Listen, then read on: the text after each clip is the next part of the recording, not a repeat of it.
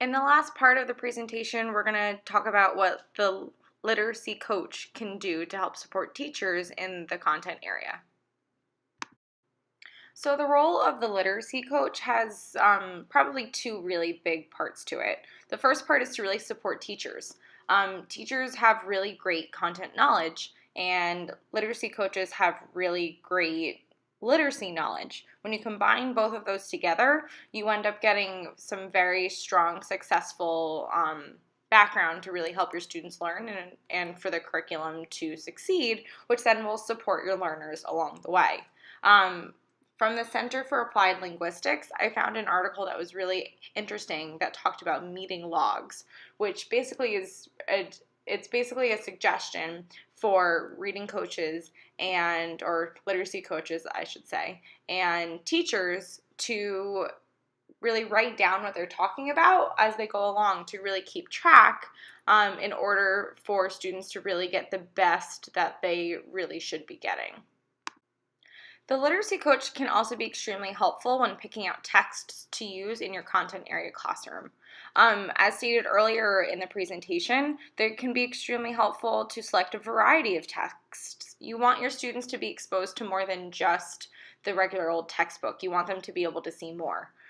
They can also be helpful when picking leveled texts, as your class may not have students all on the same reading level. You want to be able to reach all students and all learners as you are going through the content. And finally, they can be really helpful for finding activities to do with your students. Just because it could be a literary or a literacy activity doesn't mean it cannot be used with your content area class as well, and the literacy coach will be able to teach you some new strategies for your students. Here's an example of an activity that the literacy coach, at least in my school, has used with some of the upper grade students in a content area. The frame routine is a great one because it allows students to dig a little bit deeper, find the main idea of a text, and then find the essential details that go along with it. The literacy coach could come in and maybe do it with the students, do it with you, along with the students, but it's something that the literacy coach might have in his or her back pocket to pull out to use in a content area classroom. As we started to say in the last slide, the literacy coach would be a great person, a great resource to have in and maybe teach your class a lesson. Push and support is something that's not always used but should be taken advantage of.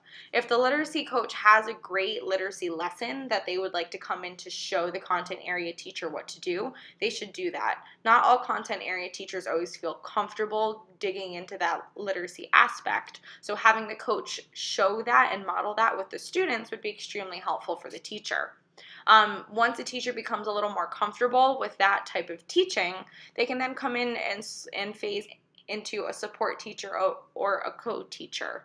That will then give the teacher someone to maybe lean upon or someone to just reference to throughout a lesson. They could then phase into parallel teaching, one teach, one support. Whatever the teacher would need, the coach should fill that role as that support teacher.